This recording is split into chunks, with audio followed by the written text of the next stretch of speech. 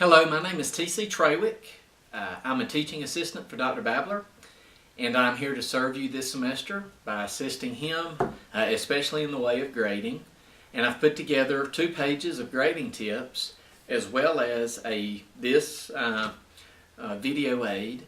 It should only be about 12 or 14 minutes at the most, and I've put it together to try to help clarify some grading issues that we might come upon during this semester, and to try to just help bring out the best in this grading process so that you, the student, can have the best grade possible in Dr. Babler's class. I know that's the goal. If we can kind of follow these tips throughout the semester, it will greatly help my job as well, and it'll help Dr. Babler. So that's what we're up to.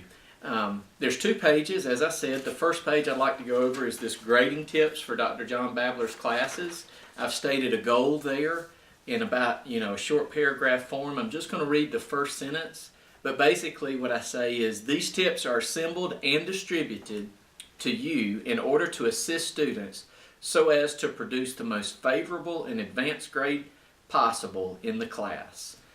So again, basically there's a little more to that opening paragraph. Please do read that. But I'm here to serve you, and these tips are here to help bring about the best in all of us this semester. Number 1, in all correspondence concerning grades, please be sure to write your entire name and nickname on that correspondence. This includes specifically emails, letters, or handwritten documents. Loose documents is what I'm trying to describe. This does not extend to Blackboard assignments. And here's what I mean by that. You will have times throughout the semester where you may have some loose correspondence with Dr. Babler. You may write an assignment down, you may turn in some type of completion percentage, or you may turn in some type of assignment in class. You may email Dr. Babler with a question regarding a grade, or with a question regarding an assignment, or anything like that. And often it's going to wind up with me. So, and I may not know, which class the student is in, or especially if some of you students are in multiple classes. So just please make sure you have your entire name, including any nicknames, and the class name in any loose correspondence that you have with Dr. Babler or myself. Number 2, always email myself and Dr. Babler with grading things. If there's something you want to email Dr. Babler specifically about, that's fine, even if it involves grading. But unless you want it withheld from me, 99% of the grading issues are going to be dealt by me, so please make sure just include me on the email, and my SWBITS email address is there. Number 3, the SWBITS Style Manual. This is the 4th edition, August 2013. It's available on the SWBITS website through the Student tab. You don't even have to go into Blackboard. It's through the Student tab. There's research and writing resources there. You can find it. I trust that you can find that, but it's the 4th edition, August 2013. You should certainly have this downloaded on your computer. I would obviously recommend printing it out, because that's what I always have, is a hard copy to refer to. But this is the standard for all research papers and for book reviews. Assume it's the standard for anything that you turn in this semester. And if you have any question, just ask Dr. Babler. Now, he has some assignments in his classes, like group presentations and theological templates and other types of things that are similar to that have a format of their own, so they don't have to follow the style manual, but most of the assignments do. Certainly research papers, book reviews, even different case studies and those types of things. If you can, it's always good to follow. Some of them are mandatory, but if you have a question about an assignment, by default, going to the SWBITS Style Manual, you'll never go wrong. Number 4, Blackboard Turnitin is going to be the favored method for turning in papers, reviews, and various other assignments. If we have a Turnitin link established, please use that Turnitin link, even if you end up having to have a late assignment. We strongly prefer you not to email those documents or those assignments to me. Put it up through the Turnitin like we've requested. There's several reasons for that. One, it's more efficient. All of our assignments are in one place. It makes grading more efficient and easier. It gives you a chance with the sticky notes to have better and quicker feedback on your content and on your assignment. And it makes grading quicker because the grade automatically gets posted into your grade column. So read the rest of that. Number 5, as some of you know, I'm very open to email communication. Please do email me if you need to, if we can't resolve something through email form. Some of you also know I'll talk to you on the phone, so we can do that. Number 6, I've always found it helpful to save Word documents in PDF format before you upload it into Turnitin. Word documents, sometimes if you just upload it into Turnitin, it can really mess with some of the loose formatting like page numbers and spacing sometimes. So I would strongly recommend saving Word documents into PDF format before you turn them in. Finally, number 7, I look forward to every semester here at Southwestern, and I'm here to serve you and to serve Dr. Babler. Help bring out the best in all of us as we glorify the Lord. That's what we're doing, okay? So that's the first page, grading tips. The second page I have is the tips for Swibit's Manual of Style and Format. Again, that's referring specifically to papers that need to be in Swibit's Style Manual. Number 1, all papers and book reviews must closely follow the Southwestern Seminary Manual of Style. Repeating myself there a little bit. Number 2, format is communication. You are presenting academic papers.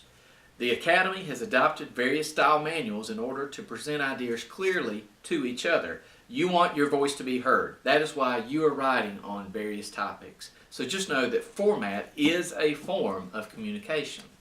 Number 3, correct and proper format. 1, demonstrates that you humbly acknowledge the standards of communication adopted by the Academy in general and Southwestern specifically.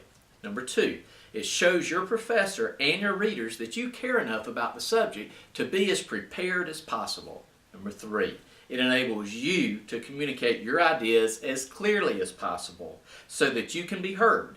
Good format removes cumbersome and or destructive distractions, thereby greatly enhancing and increasing the overall effectiveness and usefulness of your paper and your ideas.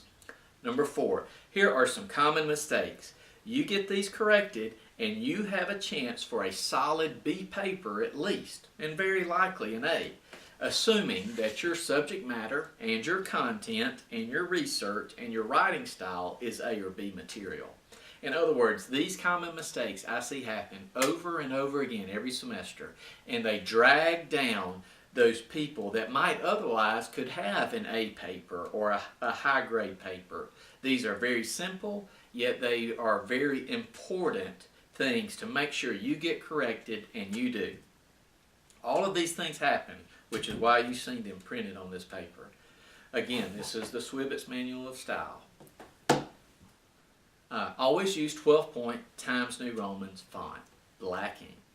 That's a style manual requirement. Number 2, minimum page length equals minimum page length. 7 pages means 7 pages. If Dr. Babler has an assignment that has a minimum requirement of 7 pages, and you write 6 pages, and on the 7th page there are 3 sentences, that does not meet the minimum page requirement. So just keep in mind that what you've written in that instance is a 6-page and about a 6 1/8 page paper. So points will be deducted for that. So minimum page length equals minimum page length. Number your pages appropriately. This is perhaps the most common mistake that I see is either papers that are not numbered at all or they are misnumbered. And I admit, hear me clearly, I admit, sometimes it takes a lot to properly number your pages, but it is a requirement. To turn in a paper that's not numbered or that's numbered wrong just looks negligent, it confuses your reader, and it's faulty format. You don't see books misnumbered, so make sure you have properly numbered assignments. The bottom, the first page of body, the page number should be in the bottom center. So, pages after that should be in the top right. When you get to your bibliography, it should be back in the bottom center again. And then additional pages of the bibliography should be the top right-hand corner of those pages after that. You can double check me by looking in this. Make sure you follow the style manual. D, show that you have a grasp of how footnotes and bibliography should be formatted.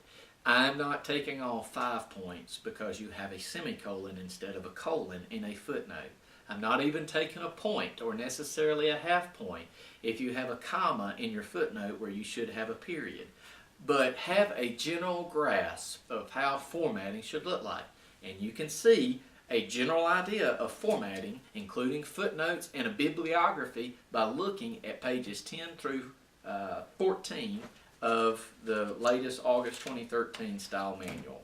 Again, pages 10 through 14 shows those general requirements. And then, if you'll look on the back, starting at about page 104 and following through 106 or 107 or so, then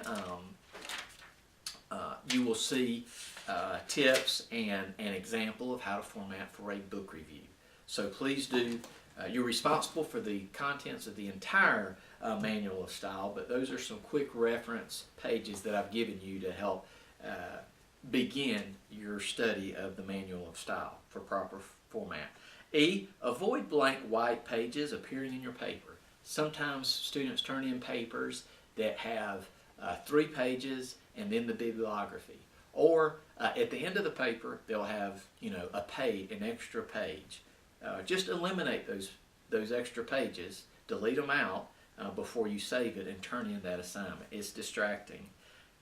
F, internet documentation should not dominate your paper. If Dr. Babler says on this particular paper you should have a minimum of 7 sources and you end up having 7 internet sources, it does not look like you have conducted good research. Now, to be sure, the internet is being used more and more and has plenty of wonderful sources you can acquire those through the internet these days. But again, books, journals, articles, all of those types of things should dominate your primary sources. Internet should not dominate it. G, avoid improper white spacing and spacing. That is, the manual of style shows you where to double space, where to triple space, where to indent, where to not space, those types of things. Make sure you're following the spacing requirements. Finally, PDF saving, as I mentioned earlier, or similar file format is highly recommended for the reasons that I mentioned earlier. Those are the basic grading tips that I wanted to give you for Dr. Babler's classes. If you can work towards those, it will greatly enhance your grade this semester, and it will hopefully enhance all of our learning experience. I'm here to serve you.